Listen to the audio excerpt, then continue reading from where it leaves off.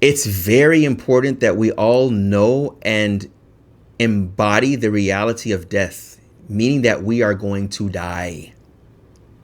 That's the first thing.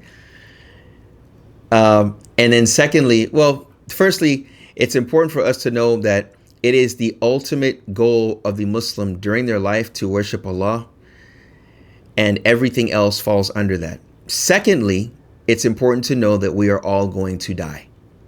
Why is this important? Because throughout your life, thirdly, you must accept the fact that you will make decisions that will not please everyone. When you really embrace that,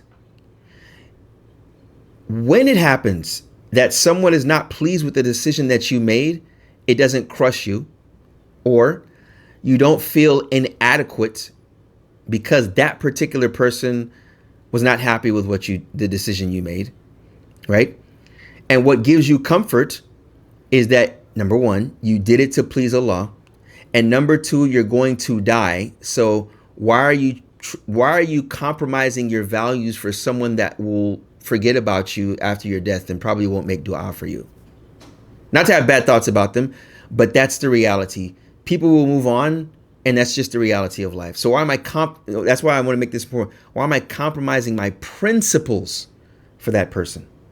Now, the emotions will cause someone to overpromise and underdeliver. The emotions to please that person. And depending on the subject matter, the emotion to help the person in something that you think you're the only person that can help them in it. And this is important because depending on the person, you will have to prioritize. A project at your job that you're the only one in the department that can do that project, but you have a promise to your daughter. Which one comes first? The project needs to be done in a week. Your daughter's basketball game is tonight. You told your boss, yes, I'll start. Yes, I'll start. You get home, your daughter's looking like in her jujitsu or whatever suit. Baba, you ready to go? You have a decision to make. Right there, boom. You got to call your boss up and say, look, I have to start the project tomorrow. I have a very important commitment. You know he's not going to be happy with you. You know he's not going to be happy with you. But in order, you wanting to please Allah, you go to your daughter's game because you know that will bring her happiness, and Allah will be pleased for you, fulfilling the happiness and being good to your family. There's the wajib of taking care of your job, but you've delivered with your job before.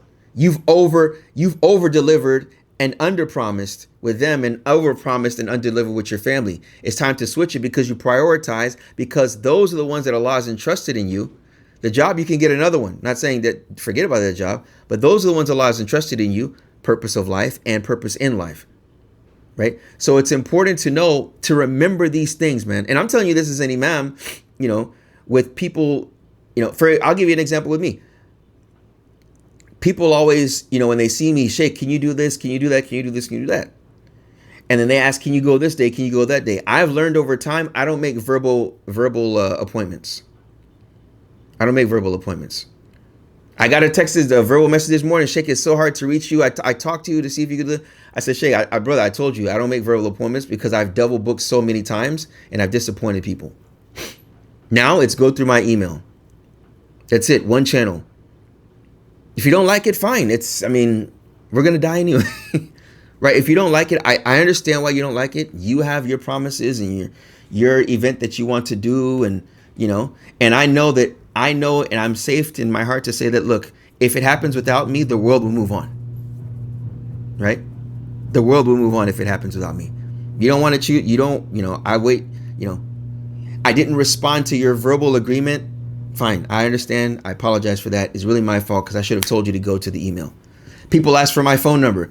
I don't give my phone number out. You know how many times people ask for my phone number and they're like, Sheikh, you don't give your number out? No, I don't. So those are the things I'm talking about. It's important to know, firstly, the decision you make, you're going to please Allah, that we're going to leave this earth anyway.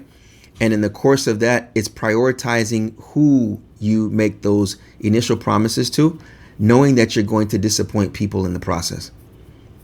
And being okay with that is difficult at times, but that's the part of life, and that's what makes the man.